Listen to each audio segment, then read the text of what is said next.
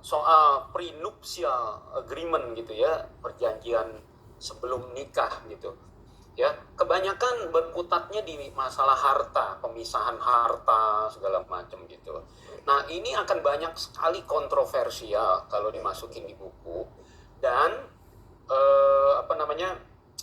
ranahnya ini sebenarnya kasus per kasus sangat beragam, nggak bisa ditentukan gitu. Kalau ditanya boleh nggak kita pisah-pisah harta, ya sebenarnya nggak boleh gitu loh. Itu menjadi satu, ya kan, itu milik kita bersama ya, namanya satu daging ya, suami atau istri, masa ada begitu-begituan gitu loh, pisah-pisahan, nggak ada gitu.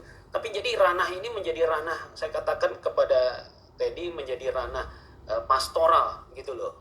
Ini gembalanya masing-masing yang menentukan gitu. Jadi kita nggak sentuh materi ini. Namun menurut saya ya, dalam kajian saya kira seseorang kalau lagi membuat perjanjian, ya misalnya saya dengan istri saya ya pacaran, anggap aja saya dan istri saya adalah dua orang pihak yang independen, yang punya kapasitas untuk membuat any kind of agreement dalam hidup gitu. Saya membuat agreement, misalnya aset-aset saya sebelum menikah nih ya, aset-aset saya yang A, B, C, D, E itu milik saya. Aset-aset yang E, F, G itu adalah milik kamu gitu. Kalau kelak nanti misalnya terjadi apa gitu ya, itu saya punya utang banyak nih waktu mau merit sama kamu, supaya kamu saya protect, kamu terpisah dari saya. Bagus nggak saudara? Bagus kan? Lihat kasus per kasus. Saudara juga nggak mau punya anak, mau merit, calon mantunya bawa utang banyak yang akan menyusahkan anak saudara, mau nggak? Belum tentu saudara mau.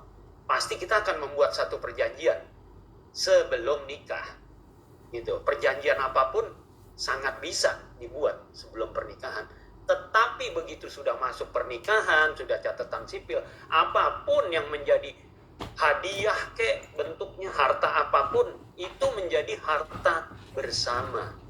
Nah, yang banyak orang adalah di tengah jalan dia mau pisah hartanya, gara-gara dia mau pisah harta, bikin perjanjian lagi. Nah, untuk bikin perjanjian itu harus terjadi perceraian dulu, pemisahan. Nah, ini yang aneh gitu loh.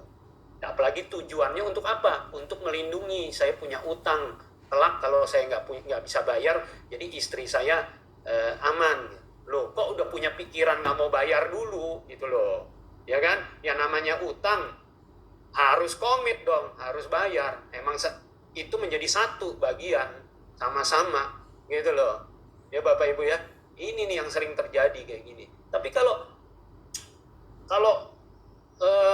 sebelum menikah dan dia membawa potensi konflik, potensi yang membahayakan anak kita atau pernikahannya, ya perlu, nggak apa-apa gitu. Namun hal ini nggak bisa dibawakan di atas mimbar dong, menjadi pedoman, susah gitu loh. Ini kasus per kasus.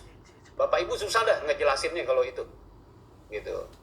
Kalau kasus per kasus, nah baru kita bisa bicara. Gitulah Pak, kira-kira ya jawabannya.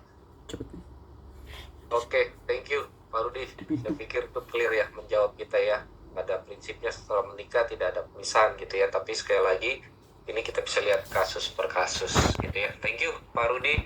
Baik, apakah ada lagi mengenai keterbukaan keuangan?